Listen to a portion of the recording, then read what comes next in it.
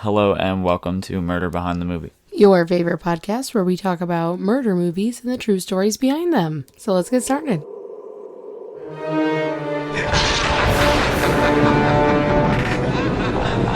This is Murder Behind the Movie with Zach and Renee.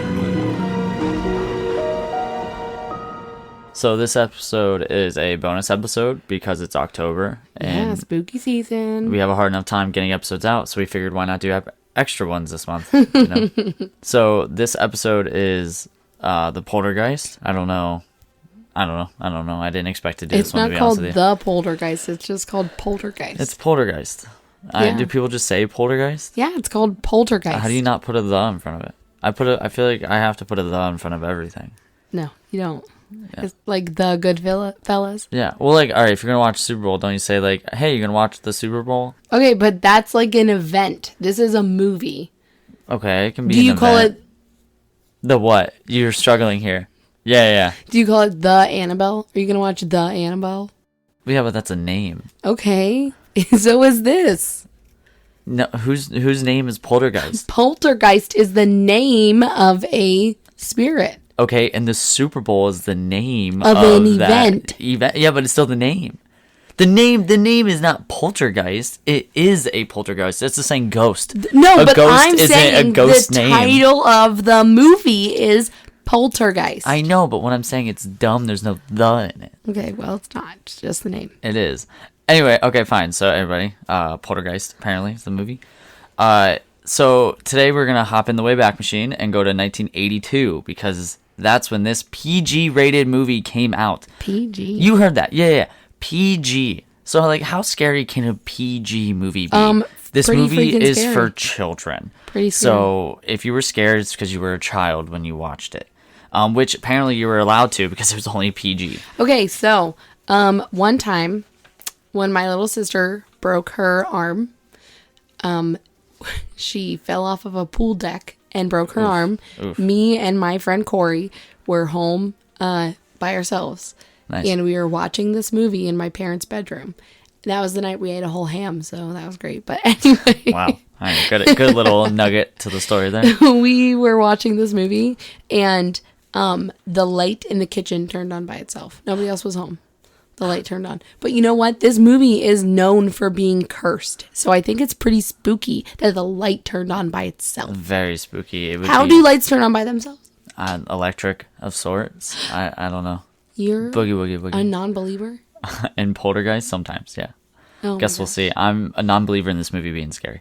Okay, so this film was directed by Tobe Hooper, who also directed the Texas Chainsaw Massacre movie.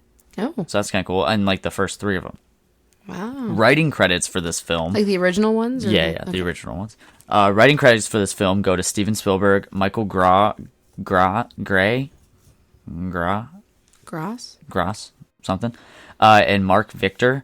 Okay, so I was typing Steven this. Spielberg is a pretty big deal. Yeah, because he did every movie that came out in the 80s, his name was tied to it somehow, whether he produced it or something. Yeah. So I was typing this, and our Jack the Pumpkin King Halloween decorations started singing. I just want everybody to know that. But it starts up because it picks movement. Yeah. So that's a little weird. I was home alone. That's spooky. So not a good Which start. Which one? The really quiet Sally one or the actual? The big head one. That's like off to the side. It's so super like, loud. Somebody has to really be in front of it. Right. Or when you turn the light off, it does it too. But. Yeah, well, it was already off. So, so not a good start to this movie. But hey, again, it's PG, so it can't be too bad. Anyway, this movie stars Jo Beth Williams, Heather O'Rourke, Greg Nelson, who is the dad in The Proposal, and you know how much I love that movie. Oh, he really? also voices Mr. Incredible. Oh, yeah. I So that's kind of cool. And our last top billed person is Beatrice Straight. Time to play How Wrong is Renee? Guess the budget for this film. $40 million. No, $23.7 million. I don't know. Actually, pretty close. It's 10.7 million. Oh, God. I mean, so you got the 0.7 randomly enough. Okay, what about the Rotten Tomato score? What do you think the critic score was for this movie? I bet the critic 65. All right, what about the audience? 82. All right, 86 For critics Okay. and 79 audience. Oh, really? The audience liked it less than the critics? They did. So that's what we're rolling with. So the ending is really gotta be good. It's gotta be good. You don't know that. Yes, I do. I've seen this movie. Have you though? Okay. So, yeah, I just told you about how I watched it and the lights turned off. Yeah. Okay. But okay. So anyway, so this movie opens up on a TV that is on the wrong channel or something because it's all fuzzy. It gave me a headache, so that was great. And we see everyone in the house is sleeping because a dog goes room to room eating everyone in the house's nighttime snack. Okay, great. So it's not just our dogs who go and try to eat all of our food when we're done. No, but that's because this was in the 80s whenever TV wasn't 24/7 and the channel stopped. Oh, is that why that happened? Yeah, that's why the TVs were all fuzzy because TV like... Just stopped. In the middle of the night, there was literally nothing on TV. They didn't show anything on TV. I didn't know that. Yeah. That's tough. That's weird. Then a little blonde girl, little creepy blonde girl, goes to that fuzzy TV and starts yelling at it to talk louder and asking, "What do you look like?" Don't like that. Also, that flashing light from this TV had to cause some seizures. Yeah. Because, like, this was miserable. It was hard for me to watch. Like, I did not enjoy watching this movie. Simple fact of all the TVs being fuzzy and blinking, it like gave me a serious headache. So yeah, I don't know. I think of her not being able to watch this movie. Seriously. But blonde girl started answering questions too. She ended up being like yes and I don't know and yes and I'm sick. So it was weird. Next, it's daytime now and Dad is watching football with a bunch of dudes. Middle of the game, the TV changes and they all start yelling. One dude says he's got his whole life betting on this game. That feels kind of relatable. Turns out Dad and the neighbor are on the same set. I don't... Like TV set? I guess. They start, like, yelling at each other and, like, clicking the buttons and saying they're on the same frequency. What the heck You definitely is that? were not bored at the wrong time. You were definitely supposed to be bored I had at to share TV channels channels with my neighbors. That is miserable. So you used to have to share a phone line with, like, your neighbors... where you would pick up the phone and your neighbor would be like talking on the phone and you'd have to like wait until the line was clear to be able to call somebody. That's awful. That's awful. I remember one time I called somebody and I could hear our neighbor, I could hear their conversation and then we just sat on the phone for like 20 minutes listening to their conversation. Who's we? I don't remember now. What were they talking about? I don't even know. Was it like now. tea? They were spilling some tea. No, I honestly couldn't even tell you. I just knew it wasn't us, and we're just like. No, my grandparents have like home phones. Nobody has home phones anymore, but my grandparents have a home phone. And every once in a while, whenever you call them, like you think you're talking to one of them, and all of a sudden the other one starts talking because they'll be on like the separate headsets, talking and listening too. And I'm like. Most of the time I'm talking to grandma and then grandpa pipes up and says something and I'm like, oh, hi grandpa. So I used to try to listen when Billy was talking to like his girlfriends and stuff, but I was never quiet enough. No, and he would always yell at me. We tried to do that whenever we were little too, but you could always hear the phone like click on with the other handset and they'd be like, get off the phone. Right, yeah. That was tough. Anyway, so back to this ancient movie. So then we also see the mom cleaning the house and she's making the one kid's bed. And that kid has a pet bird, and the mom found the bird dead. She went to flush it, which like just doesn't feel like the right thing to do. It's not a goldfish. No, you're just gonna flush this whole bird. Like I don't bird's know. Not gonna go down the toilet. Well, it just like I don't know. It doesn't seem right. But that little creepy girl saw it, and now they have to bury it.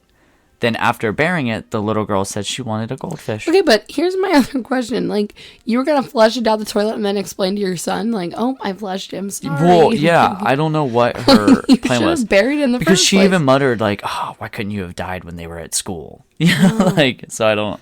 But I don't know. So she was just going to try to sneak it. I don't know, pretend it flew away. He was going to be like, oh, the bird's gone. I don't know. Yeah, you should have closed your window, you know. But then the girl was like, hey, now that the bird's gone, can we get a goldfish? And great choice. Get a goldfish. Love fish. And she got one. So we see her feeding the fish. Hey, don't. Careful how you say that. I don't want people to think I got a weird fish obsession. Thing. I like fish. I wish I had pet fish. Okay. But they're like...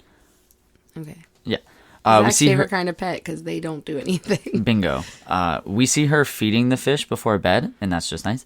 And in the background, we see this big clown doll sitting in a rocking chair. And I just want to say hard pass, negative, not in my life. Zilch, pro hebe dabo. I don't know how much clearer I gotta get. Nope. I don't want a big doll. Get the pro hebe dabo thing? Yeah, a big clown doll. No, thank you. Yeah, that's awful. My parents have a clown doll for Halloween that they get out that you press a button. Is it and life size? It takes its sits in head your off. rocking chair, not at Halloween time. It's still terrifying. And you know what? They haven't gotten it out the past couple of years because my kids are afraid of it. So, Right. haha. Joke's on you, Dad. Yeah. The parents are in bed now, and they're toking it up. Thought that was super funny. The mom's like telling a story. Wait, I don't remember that. They were like smoking? Oh, yeah, she was high, dude. It was super funny. And Man, this mom. she's awesome. She's like the best movie mom ever, dude. She's so funny. And there's another reason I'm going to say this, too, why I think she's like the best movie mom. She cracks me up. But she's like telling the story about sleepwalking, and they're just like laughing and giggling, and it's super funny. They're also worried that the little girl is going to sleepwalk, because that's what they think happened, is that she sleepwalked to the TV and was just talking to the TV. She was sleeping walking. And so they're going to get a pool put in, and they're going to start digging for the pool, and they're afraid she's going to sleepwalk and fall into the hole for the pool, or fall into the pool and drown. That's what they're afraid of. So the blonde girl and the little boy in the movie, they share a bedroom. So that's going to come in. He's also a sweet Star Wars fan. He's got all sorts of Star Wars stuff hanging up. Pretty cool. Well, Star Wars was pretty big in the 80s. So. It's pretty big since 77 till today, I would say. I know, but like... I know. I'm sorry. It starts to storm, and there happens to be this tree outside. And every time lightning hits the sky, the tree makes a shadow that looks like a really creepy person in their bedroom. That is it's a super creepy tree. Like, even the tree looks like it has faces on it. It's a weird tree. I don't like it. This kid is scared, and Pops comes up and talks to him, makes him feel a lot better, and then Dad leaves. Next scene, we see both the younger kids sleeping in the parents' bedroom. Also very relatable. Most of the time, our bed is full of children. Right, it is. But it's funny because I feel like we've been there too. Like, the dad tells him this thing, makes him feel better.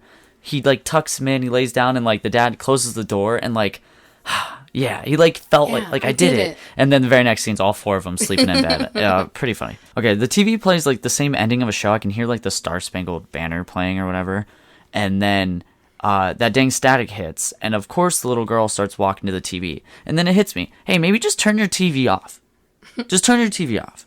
Can we do that? But this time on the TV, we see these little sparkles, and we hear whispering. We don't know what it's saying, but we can just hear whispering. This long, like staticky hand boops her nose, and then stretches out going into the wall, and then the whole house starts shaking. Family jerks up. The creepy little girl like looks at them, and then she says, "They're here." The very iconic line. Who is here? Do not ever say that. The very, like, the poltergeist line. They're here. Right. Why? So the next day at breakfast, we see a bulldozer start digging for their pool, and it digs up the bird box. And Mom is serving breakfast when she asks blonde girl, like, "Hey, what did you mean when you said they're here?" She's like, "Who's here?" Girl says, "Well, the TV people," all casual. Then the dog starts barking at the wall where that Buzz like went into in the bedroom.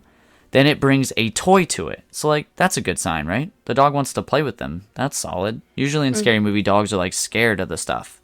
You know, dogs are good character. But it's also like judge good character. Yeah. It's also super creepy though that that like it thinks someone's there to play. Yeah, no, absolutely. But like, hey, silver lining here. At least it's good that the dog wants to play with it. So the mom walks downstairs, and the chairs are all pushed out. Blonde girl's like, yeah, I did that. I pushed all the chairs out.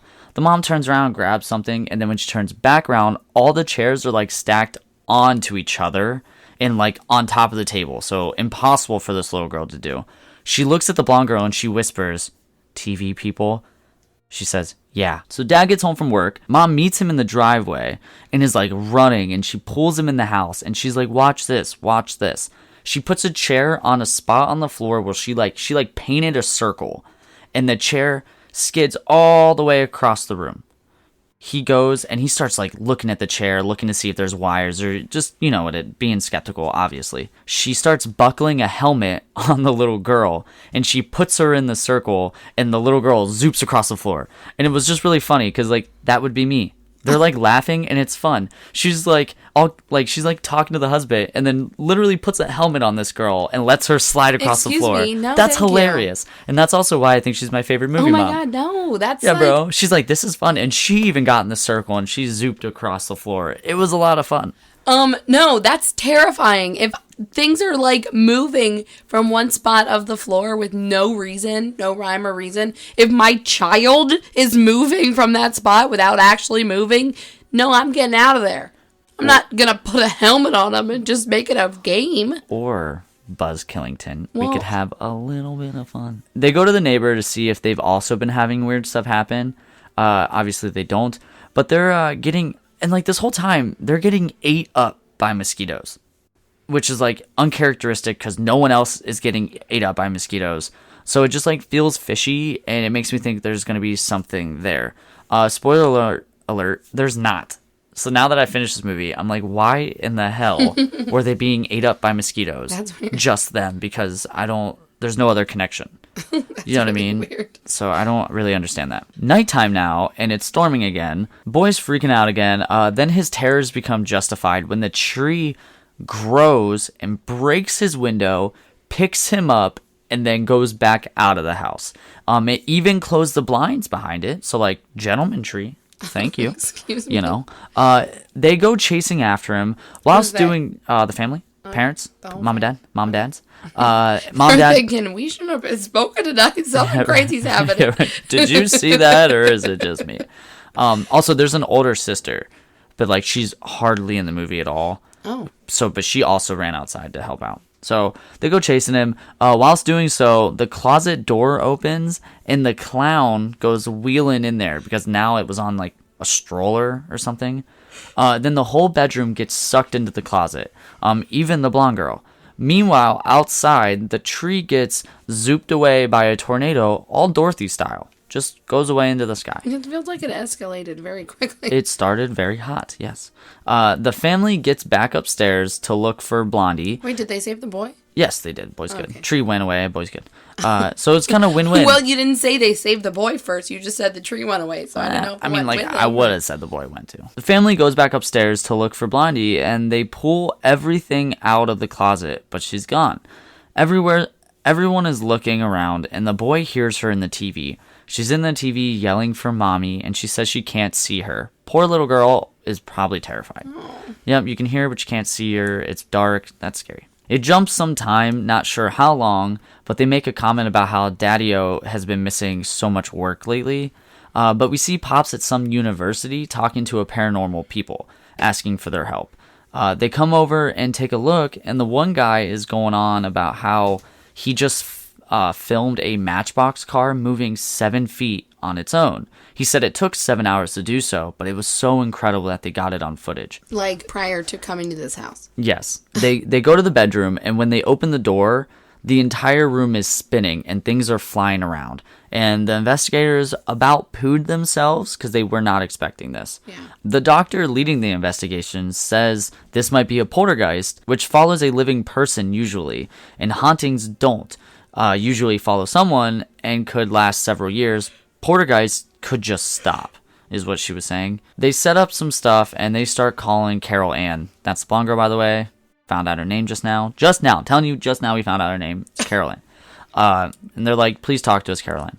Carol Ann says there's a light and that she's scared and that she just wants to go home. The doctor tells mom to urgently not have her go to the light.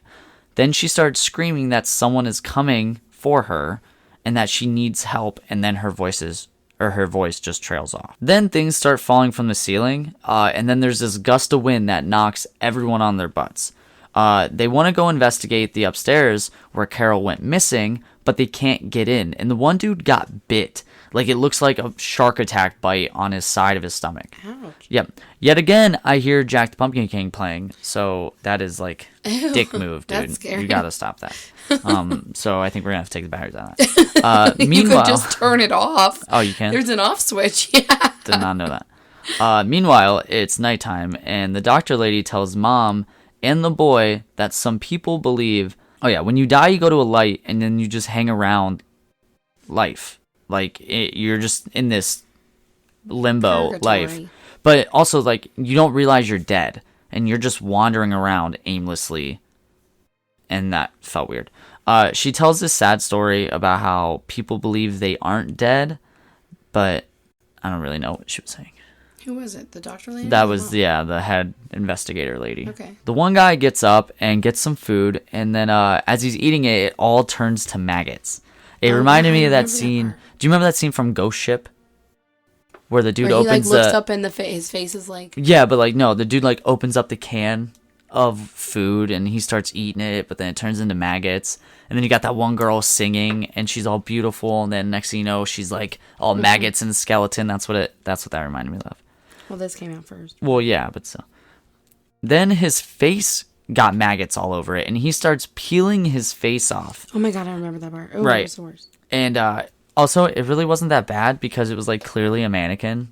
It was very, very awfully obvious. A snap of light and his face goes back to normal. Everything's good.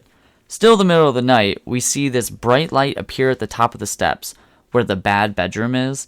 Then a woman forms out of this foggy sparks of light that just startles everyone, and then she vanishes. It came long enough to wake everyone up from a night's sleep that they probably desperately needed, and that just feels like a dick move on these poltergeists. There was camera footage that they looked at, but like slowed it down a whole bunch, and it shows that there's a bunch of people walking out of there, like hundreds of people. Like walking out of the scary... Like walking out of the bedroom. Like we could only see that one lady, but there was like hundreds.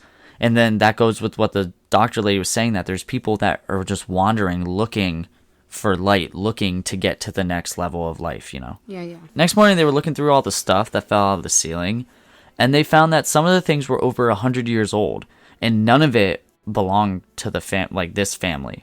Also of note, the dad looks like trash, and the mom's hair is like perfect. It's because she's a 80s housewife. Right, he looks like... had the expectation to look perfect all the time. He looks like hell, and she looks good the whole time. So, like, what's up? What's up with that? You know what? Look good, feel good.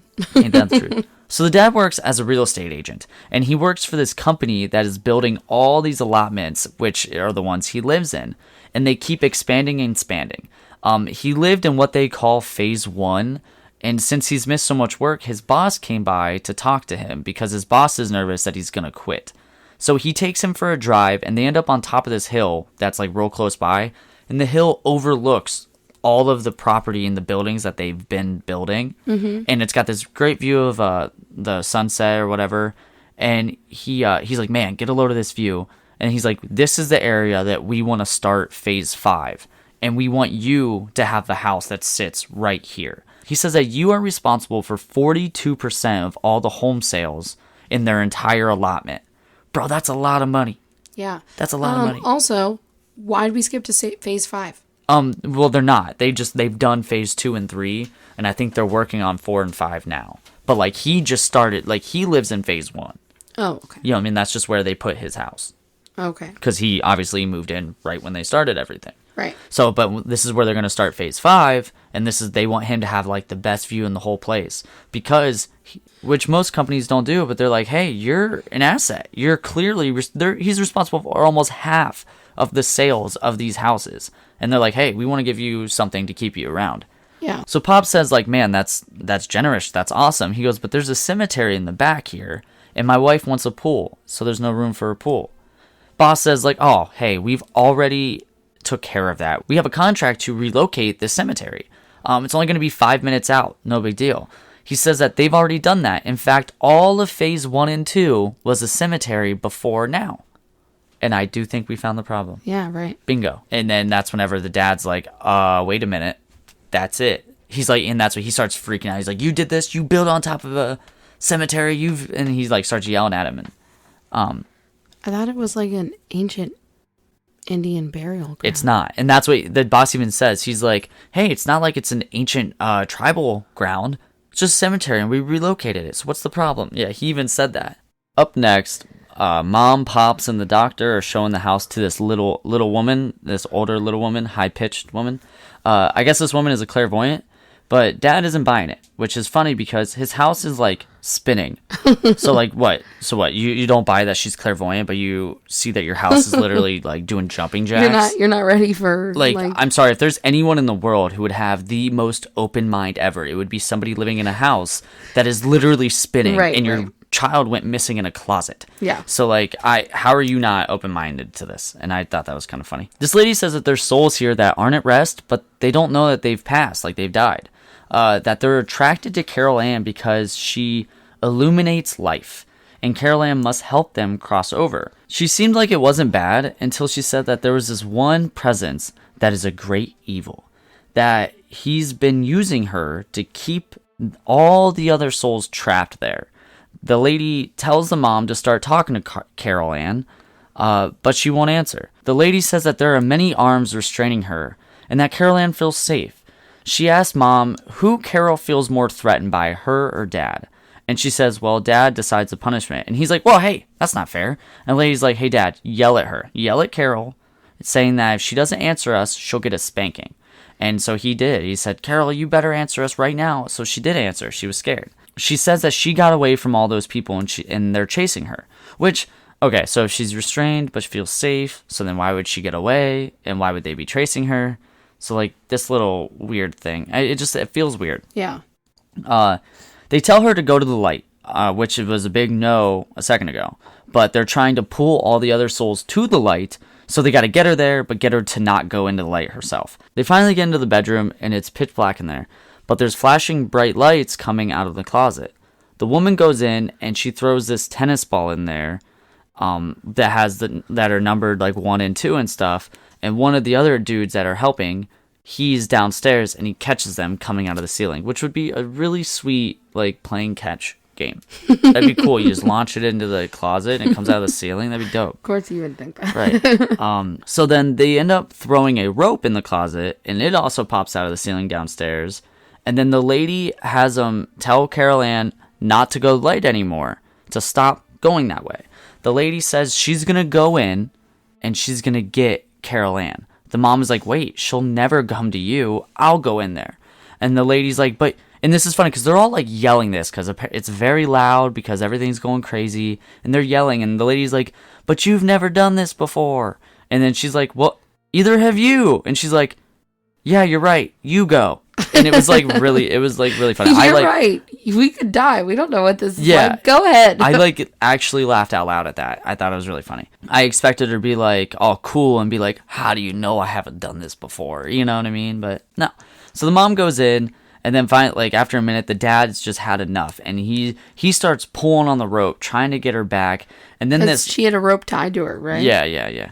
And then this giant skull pops out and starts screaming at Dad, and Dad starts screaming at the skull. And then Mom and Carol pop out of the ceiling. What? Yep, that's what happened. Also, okay, so if a ball gets thrown in there and pops out of the ceiling, shouldn't have like the mom, as soon as she stepped in the closet, just fell into the ceiling? I don't know. Isn't that what should have happened? I mean, none of that really makes sense. Right. So next we see this beautiful day, and the family is loading up a moving truck. They're loading it up furiously. Mom has a streak of gray hair in her hair, like Rogue from X-Men. So that's kind of cool. Mm-hmm. Yeah, I know what that is. What, really? You don't? That hurts. All right. Isn't it the one girl from True Blood? Yeah. Who plays her? Yeah. That I do. Nice. But they're not leaving yet. They haven't left yet. And it's night now, and the kids tuck themselves in the bed. Okay, hold on a second. They stayed in that house another night. Your daughter got sucked into the TV, and you still stayed in the house. Well, they think everything's good now because they think they got all the souls to the light. Because when Carol Ann got out, it all stopped. So they think, oh, it worked. We let them to the light. We got her out free and safe. Boom. Bada bing. It's over. Never that easy. Right. So now it's nighttime. The kids tuck themselves in bed so Mom can take a bath. And the boy is scared of the clown, which totally makes sense. And they still have that clown. I don't know why. He tried throwing a coat over it, but it missed. That was funny. Then he rolled over trying to go to sleep. He hears something, and he looks over, and the clown is gone. Excuse me? No. Yep. And my soul left my body as this kid looked under his bed, and then it appeared behind him, and then grabbed him by the back of the neck, and then drug him out of the bed. Under the bed. What I say? Out? You said out of the bed. Under the bed. He starts yelling, "You're not real, you're not real," as the mom ends up getting thrown at the wall. She hits the wall and she starts climbing up the ceiling. So she's fighting back as hard as she can, and so is this little boy, bro. Under the bed, he starts ripping this clown up in pieces. He's like tearing the stuffing out of it. Like, it was pretty dope. Get on this clown. This just made me think of good on the clown or good on the boy. Good on the boy, bad on the clown, bro. He's a little boy. You couldn't beat him. This made me think of Scary Movie. Yeah, because this part is in Scary Movie. It made me think of that. Except the guy starts tries to have raping sex the with clown. Yeah. So mom gets to the door and this giant skeleton appears and blocks her from getting in the bedroom. The mom gets pushed outside and she ends up falling in the hole where the pool is, or where the pool's gonna be. And all these skeletons start popping out of the ground trying to get her. Obviously, it's pouring rain outside too.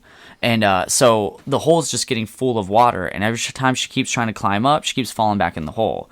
Finally, the neighbor, Ben, and his wife, they show up and they pull her out of the hole. Oh, you know the neighbor's name the first time we see him, but you don't know the daughter's actually, this name is for the half second the time movie. they see him. Okay. Also, she keeps yelling Ben. Okay. She says, Ben, help me. Ben. Okay. So it's not my fault they didn't say Carol Ann until halfway through the movie, okay? They did. They said Carol Ann at the beginning of the movie, I guarantee. When? Timestamp that. Find it for me. When Dad gets home now, there's like coffins. These coffins keep exploding out of the ground like they're freaking landmines. It was very odd, and it's making it very hard for him to get to his family. His boss is with him because that was the whole deal. He was going to go tell his boss that he was quitting and that they were moving. Pop starts yelling at him that, and it's like he realized that this was the point. He said, you moved the cemetery, but you didn't move the bodies. He left the bodies and only moved the headstones to the new location. Wow. Rude. So that's what's coming up out of the ground are real coffins and skeletons. Yeah. Which then now I realize that whenever they started digging this hole and the box that had the dead bird in it symbolized this movie. Yeah. It just spoiled the movie without spoiling the movie because it was this coffin that was dug up. Yeah. Boom. Foreshadowing. Right. So the whole family, they all get outside and they get to the driveway. And as they drive away, their house implodes. All while the neighborhood just watches. Their house just seriously went into a little light and then was just gone. Now it's just an empty lot. They get to a Holiday Inn and the family walks in and shuts the door.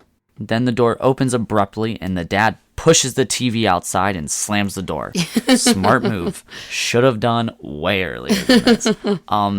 So that's the movie. I would also... Okay, so the mom reminded me of Lily Rabe from American Horror Story. Yeah. The way her chin was, the whole movie, I kept thinking, that looks like... And I even looked it up to see if that was her mom. It's not. But it could have been. Looked just like her. My film facts. So Dominique Dune, the woman who played the older sister in the film, which I didn't really mention her at all because she really wasn't in it at all. They kept saying that she was staying at friend's house the whole time, staying away. But she was strangled at 22 by her ex-boyfriend. And Heather O'Rourke, who played Carol Ann, died at 12 due to intestinal stenosis. They're buried in the same cemetery. That's super sad. Super sad. They do kind of say that they think that this film was cursed. Another creepy thing that I thought is all those skeletons that you see at the end are real skeletons. Oh, like they filmed with real skeletons? They filmed with real skeletons because it was cheaper than making rubber skeletons. That's awesome. But the actress didn't know it until they were filming, and she was like, "Oh, these seem really real," and they were like, "Oh, that's because they are real." Yeah, you guessed it. Yeah, that's tough. Yeah. And then my other film fact is Drew Barrymore auditioned, but Spielberg wanted someone more angelic, so that's why they went with Heather O'Rourke. But this audition got her the role in E.T. That's awesome. So this could have been her first movie. Yeah. Instead, it was E.T. That's it. So I liked this movie, but it's pretty good. And for a PG movie, I guess it would be scary. It really wasn't that scary, but for a PG movie that's meant for 13-year-olds, it is.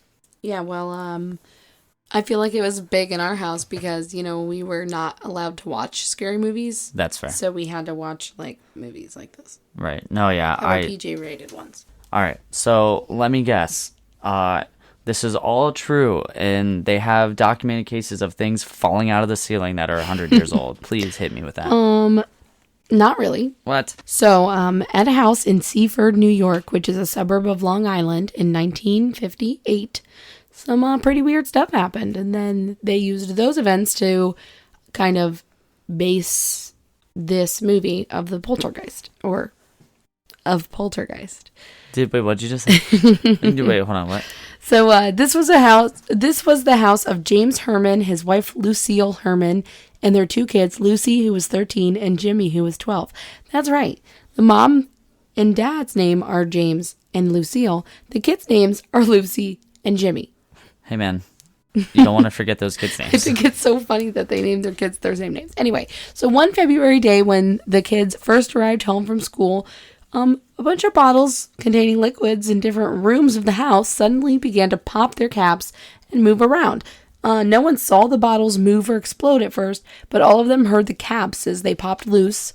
And the bottles, they saw that the contents went everywhere, and some of them even like flew in the air. Wait, hold on, but they didn't see any of it happen? No. They just saw like a mess? They heard it. Oh, okay. So they would later discover an open bottle of bleach in the basement utility room, a bottle of liquid starch in the kitchen, bottles of shampoo and medicine in the bathroom, and even a bottle of holy water that had been opened in the master bedroom and was laying on its side with the contents spilled out. Each of the bottles had been sealed with a twist-off metal or plastic tabs. So, like, it was twist tops, too, which is weird. There were no corks or crippled caps that might have somehow come loose. Lucille called her husband because she's like, I don't really know what to do about this. So she called him and he... You better clean it up. That's what he did. And he was like, I don't really know what I'm supposed to do about that. Right. So we'll handle it when I get home from work. So he came home from work and he couldn't come up with any explanation. He's basically like, I don't know what happened or why. But let's just ignore it. We don't really need to tell anybody about it. Let's just continue with our lives like normal. So things were normal then for about 2 days. And then nice long stretch there. Almost exactly the same thing happened. It was like right as the kids got home from work, bottles began to... the kids worked? The kids got home from school, okay. The bottles started to pop open. But that was a Thursday. Well, then Friday night, it happened again. But this time, whenever the bottles began to pop, James, the father, began to suspect that he knew what was happening. And he thought that because his son was a science lover and... knew things about science, he thought maybe he rigged the bottles to pop every single to one scare the family on a timer. He thought that perhaps the son had planted some carbonite tablets inside the bottles and timed it so that he would get home from school in time to see his mom's face whenever they all popped. So he spent the whole weekend watching Jimmy to make sure that was not what was happening. And a few days later, when they started popping again, James went in and accused Jimmy of like rigging the bottles, but he was like, no, I didn't do anything. It wasn't me. And as he's like accusing his son of doing it, there was a bottle of medicine that started to move across the top of the sink and fall into the toilet. And then a bottle of shampoo slid across the sink and fell on the floor. So then he was like, okay, guess it wasn't you. I don't know what to do now. So he called the police because he's like, I basically... Shoot all the stuff.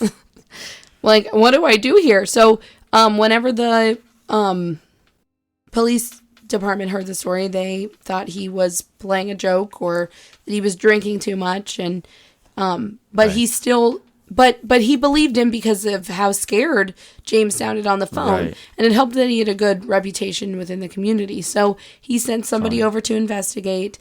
And while the person was there investigating, the disturbances were still happening. He saw the bottle of holy water open up and spill. And he picked it up. He picked up the bottle and it felt warm to the touch, which was weird. So, then a few days later, the children's aunt was watching TV at the house with the children, and she saw a porcelain figure on an end table next to the couch begin to wiggle and then shoot 2 feet into the air. So could that be the doll, the clown? Could that be like the... No, a porcelain figure, I imagine like a little... No, me too, Precious but Moments what I'm thing. saying is that where they could have been like, oh, okay, what if we make that figure turn into like this big clown this, instead? Like, times 100. You know what I'm saying, though? Like, I wonder if that's like... Know. Sorry, I'm trying to make the connections. Yeah. But it, like, flew through 2 feet in the air, and then it made a crash sound, but it didn't break or anything, which was kind of crazy to the aunt and the children. So, naturally, they contact the Catholic Church, because the police officers are, like, stumped. They're like, we don't really know what's going on. We don't know how to help you. Can't arrest So they called the Catholic Church, and they sent out a father. Our father. No. They sent out Father William McLeod. McLovin. No, McLeod. Father McLovin. To come and help. And he sprinkled the house with holy water in each room. But, of course, this did not stop anything. So, news of the strange happenings had leaked now to the newspapers, the radio, and the television reporters. The story received a great deal of publicity, even meriting articles in Time and Life magazines, which you can still find the Time articles, which is pretty cool. Some of the occurrences were even shown on TV. A lot of the theories came from people of the town and surrounding towns, and according to AmericanHauntsInc.com, letters and telephone calls came almost every day.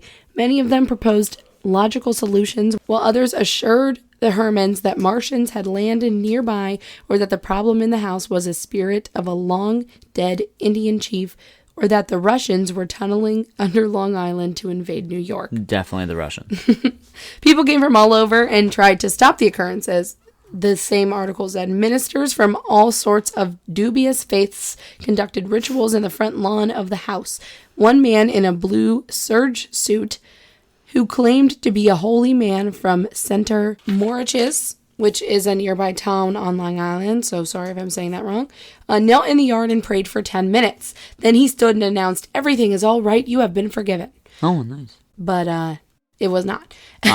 And they also said, not all of the suggestions and attempts to help were so bizarre. One man who came to the house, named Robert Zitter, was a physicist from Long Island's Brookhaven National Laboratory. He brought a set of dowsing rods with him and went over the property with them. When he was finished, he stated that he believed that there were underground streams under the house. He thought that the water might be creating a freak magnetic field, but the detective examined that idea at length, but a geological survey suggested that the information was inaccurate. Nice. You know what those rods are? Yeah, I've seen them before. before. Those are the rods in each hand, and they, like, move. Yeah. So the family finally found hope in a letter from a woman named Helen Connolly, who was from Massachusetts. Conleys? Connolly. Oh. Not Conley, Connolly.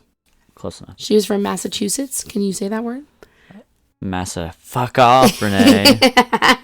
She wrote that she had experienced odd events in her living room where chairs and furniture was moving about. She didn't have a ghost in her house, but a heavy downdraft from her fireplace.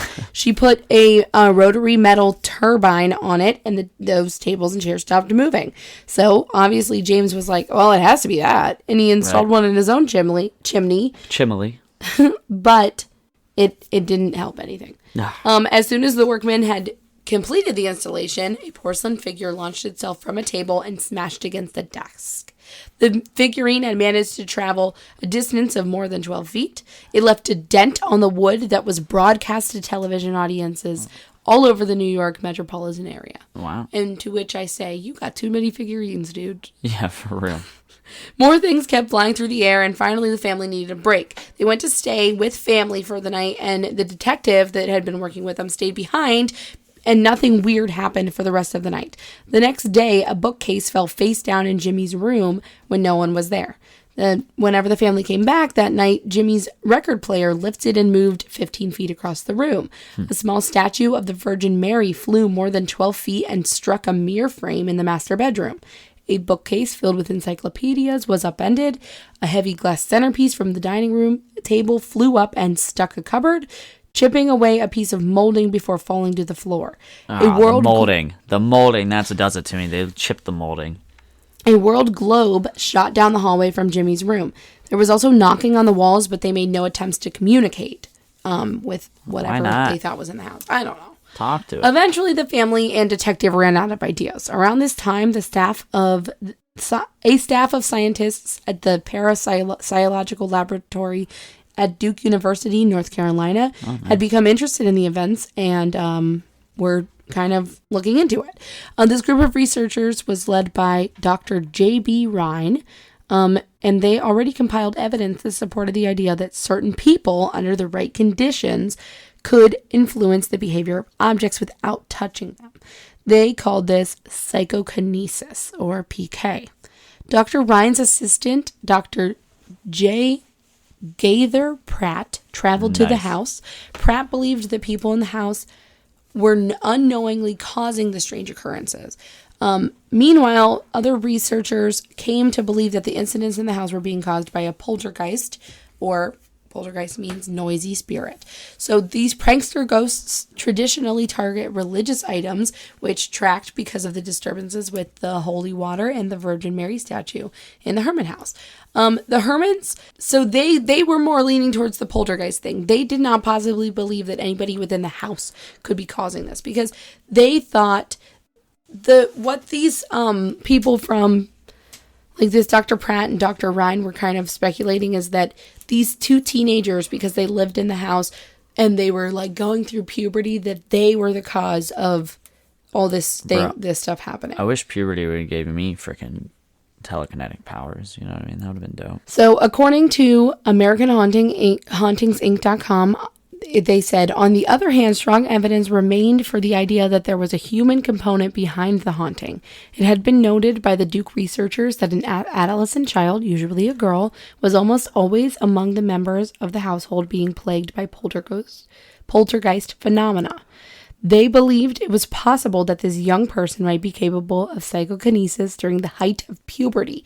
In every case, though the young person might be unaware that she or he was unconsciously causing the events to happen, making them as bewildered as the adults around them. So basically they were speculating that because these kids were going through puberty and they were experiencing all these emotions, that they were doing this stuff without even realizing it, which, I don't know, seems kind of crazy. But it also makes me think of that, the Bell House one that we did. The American Haunting, or An American Haunting or something. That's really kind of what I was thinking, like, whenever I'm thinking about this, because they kind of made it seem like, oh, it could have been her that was causing all this stuff or whatever, and, like, her going through puberty or her emotions, or, because, you know, she just was a women can't handle their feelings, you know. Yeah. So the last occurrence happened about a month after the very first. It was a bleach bottle in the basement. It popped open, and they found it opened and spilled over, and that was the last thing that ever happened in this house. With this family, there was a record of 67 recorded disturbances between February 3rd and March 10th, and then it was just over. Wow, that's a busy month, and then for there to be so the nothing detective after. that was with him, his name's Detective Tozy. He was very, like, towards the end of it, he became suspicious. He was suspicious of Jimmy, because he thought, like, there was, like, at least 15, which if there was 67, that's not that many, but there were at least 15 instances where Jimmy was there, or Jimmy was the only one who saw what had happened. So they thought, oh, he did those things. Jimmy's over there stuffing the bottles with stuff, going, don't be suspicious, don't be suspicious. Don't be suspicious, don't be suspicious. That's what he's doing. So, I think it's so weird that, like, it all just stopped then. The house didn't, like, implode on itself, which I always remember thinking was such a ridiculous end to that movie, that the house just, like, disappeared. Right. But anyway, so. But I feel like that's also how they made, like, horror movies. Because I always remember thinking of, like, watching this movie and watching Carrie. I think I watched them in the same summer for the first time. And, like, oh, nice. Their endings are, like, I've never seen weird Carrie. like that. You've never seen Carrie? Well, I've seen, like, parts of it with Brandy when I was little, but oh my god, you have to watch Carrie. But I remember, like, the Carrie movie is just, like, a movie from the 80s, and it always, like, I kind of compared these two movies. Right. But anyway, so it's, like, loosely based on this ghost. They named him the Popper, is what he became known as. Because, like, mostly what he did was just pop bottles. Pop bottles. So, nice. Like, it wasn't... popping bottles. But then it just stopped, so I don't really know. Maybe I know. Jimmy grew out of it. Yeah, right. Maybe. I don't really know what happened. I don't know why. Yeah, so that's what the Poltergeist It's actually movie is based not on. that far off from the true story. Excuse me? There was a portal in her closet. Obviously, then the ridiculous stuff, but, like, at least it wasn't like a little girl saw a doll move one time, and then that's where we got this movie. Because some of these stories, that's how it is. And they say, oh, loosely based. Yeah, inspired by. At least this is, like, you know, a house being kind of terrorized for a month. Like, Yeah. at least it is some, like, kind of like that. Right. Although, I don't know. It still seems kind of bizarre. And I don't know if I believe it. It's hard to not believe something that's documented, though, like that. I know that seems they very, like, documented thoroughly it. documented. There was, like, police officers who were there, and like, for people to not really talk about that. And they like too much anymore. videotaped it and everything. Well, I mean, it was in the 50s, so that was a long time ago. So Yeah, but if it's that documented. oh no, they didn't even like claim based on a true story. Most of the time, movies will do that just to get people to help come sell. see them. Yeah. I can't believe it Heck, didn't claim some movies that. will make up a campaign talking about how true it is when it's not true at all. You know what I mean? Yeah, like, And people think that those kids actually went missing and their families got the family. sorry letters. And Yeah, shit. right.